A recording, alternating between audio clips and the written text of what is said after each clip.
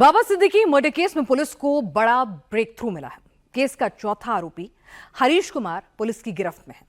हरीश का काम दरअसल फंड अरेंज करना था। बाबा सिद्दीकी की मर्डर प्लानिंग बहुत ही डिटेलिंग के साथ हुई है। क्राइम कैंप पुणे में लगा। मर्डर से पहले शूटर्स को गोली चलाने की ट्रेनिंग भी दी गई।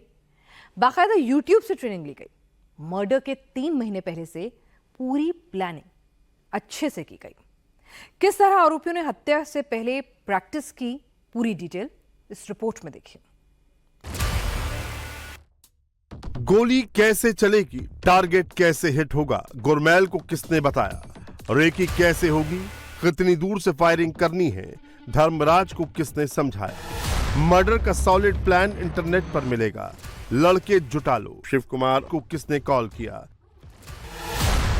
बाबा सिद्दीकी के मर्डर का पूरा प्लान इंटरनेट पर बना। धर्मराज, गुरमैल और शिव कुमार ने कई घंटे यूट्यूब पर गुजारे। कई दिन नहीं, कई महीने तक सिर्फ और सिर्फ इंटरनेट पर ही मर्डर के तरीके खोजते रहे, क्योंकि धर्मराज और शिव कुमार में से किसी को गोली चलाना तो छोड़िए, बंदूक पकड़ना तक नहीं आती थी। इसीलिए पहले अपराधियों का ट्रेनिंग सेशन चला। गोली कैसे चलाना है, बंदूक कैसे पकड़नी है, कितनी दूर से मारा जाए जिससे जान चली जाए, इसकी प्रैक्टिस करने के लिए यूट्यूब की मदद ली जाती है। गुरमैल और धर्मराज ने यूट्यूब पर वीडियो देखकर शूटिंग सीखी। पुणे और मुंबई में कई दिनों तक बिना मैगजीन शूटिंग प्रैक्टिस करते थे। इनके पास जो बंदूकें बरामद हुई, उन बंदूकों को चलाने का तरीका इन्होंने कहां से सीखा, तो फिलहाल पुलिस के वरिष्ठ सूत्र ये बताते हैं कि इन सभी की ट्रेनिंग पुणे और कुर्ला में हुई थी और इन लोगों ने खाली पिस्टल को जो है वो सबसे पहले उस पर ट्रेनिंग की और इनके ट्रेनिंग का सबसे बड़ा जरिया निकलकर सामने आ रहा है सोशल मीडिया। आरोपियों ने अपने बयान में ये बताया है पुलिस को कि वे यूट्यूब और अन्य संसाधनों से वीडियो देखकर इस पूरे मामले में ये समझते थे कि किस तरह से एक बंदूक का उपयोग किया जाता है और इसी के आधार पर उनकी ट्रेनिंग चल रही थी। शूटिंग की प्रैक्टिस बेहतर हो, निशाना ना चुके, इसके लिए आरोपियों को टारगेट का डमी फ्लैक्स दिया जाता है। इसी फ्लैक्स पर कई दिन तक गोली चलाने की प्रैक्टिस की गई। हमलावर गोली चलाकर अपना निशाना साधते हैं। बाबा सिद्दीकी को मारने आए शूटर इतने शातिर थे, वो कभी भी एक दूसरे से डायरेक्ट संपर्क नहीं करते थे। कम्युनिकेशन के लिए सीक्रेट कोड का इस्तेमाल करते थे।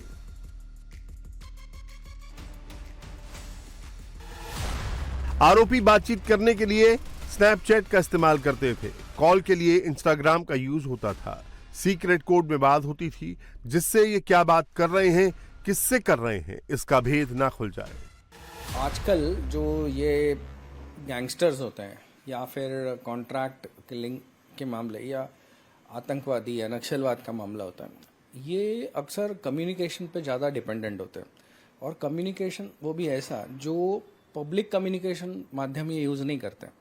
ये यूज़ करते हैं इनक्रिप्टेड कम्युनिकेशन, ये यूज़ करते हैं डिस्गाइज कम्युनिकेशन, जैसे कि गेम्स के माध्यम से बात कर लिया, जैसे कि ये जो ई कॉमर्स के ऐप्स है उसमें से चैट कर लिया, जैसे कि प्रोटॉन मेल जैसे मेल्स है उस पे से मेल्स एक दूसरे को भेज दी।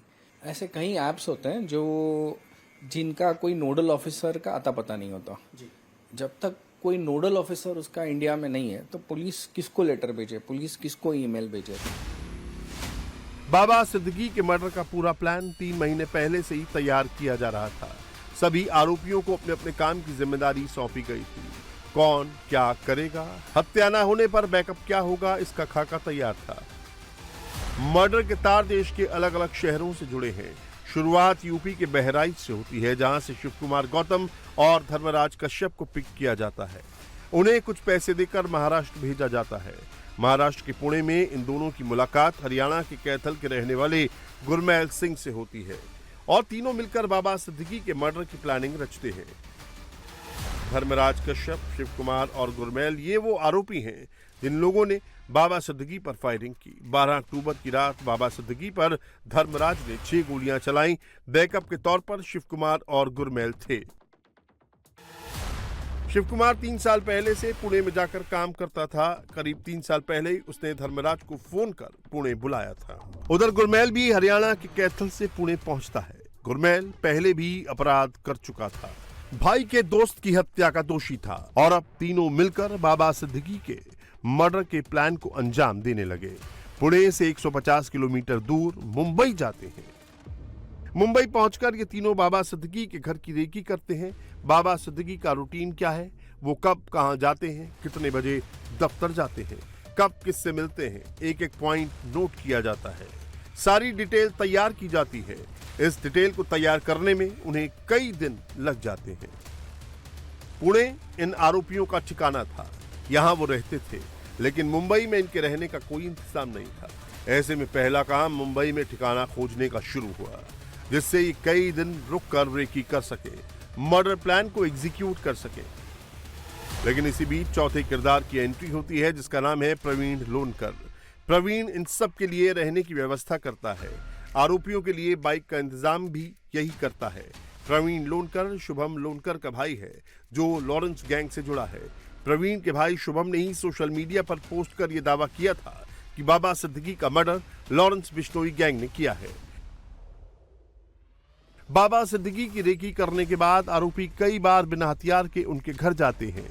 बिना हथियार की प्रैक्टिस की जाती है तो कई बार लोडेड हथियारों के साथ प्रैक्टिस होती है। लेकिन इन सारे काम के लिए सबसे जरूरी फैक्टर था पैसा। इसे पूरा करने के लिए पांचवा किरदार आता है। उस पांचवें किरदार का नाम है हरीश बालकराम, जिसे बहराइच से गिरफ्तार किया गया। लॉरेंस गैंग से जुड़े शुभम और उसके भाई प्रवीण ने शूटर गुरमेल और धर्मराज को 2 लाख रुपए खर्च करने के लिए दिए गए थे। बाकी की मोटी रकम काम पूरा होने के बाद दी जानी थी। शूटर्स तक पैसा पहुंचाने का काम पांचवें किरदार हरीश बालकराम ने किया। सारे इंतजाम हो गए थे, प्लानिंग पूरी थी। अब बस इंतजार उस मौके का था जब बाबा सिद्दीकी की हत्या की जा सके। लेकिन इसी बीच एक और किरदार की एंट्री होती है, जिसका काम लॉरेंस गैंग से कम्युनिकेट करना था। दावा है छठा किरदार जीशान अख्तर ही लॉरेंस गैंग से कांटेक्ट करता था। शूटर्स तक गैंग का ऑर्डर जीशान ही पहुंचाता था। कई मामलों में जीशान पहले भी जेल जा चुका है। पटियाला जेल से जून 2024 में ही उसकी रिहाई हुई थी। दावा यह भी है गैंग ने जीशान को ही बाबा सिद्दीकी की हत्या की जिम्मेदारी दी थी। जेल से रिहाई के बाद जीशान कैथल में गुरमेल सिंह से मिला। शूटर्स को क्राइम की टाइमलाइन भी जीशान ने ही तैयार करके दी थी। उसने ही बताया था कि बाबा सिद्दीकी कब बाहर निकलेंगे, उन्हें कब मारना है।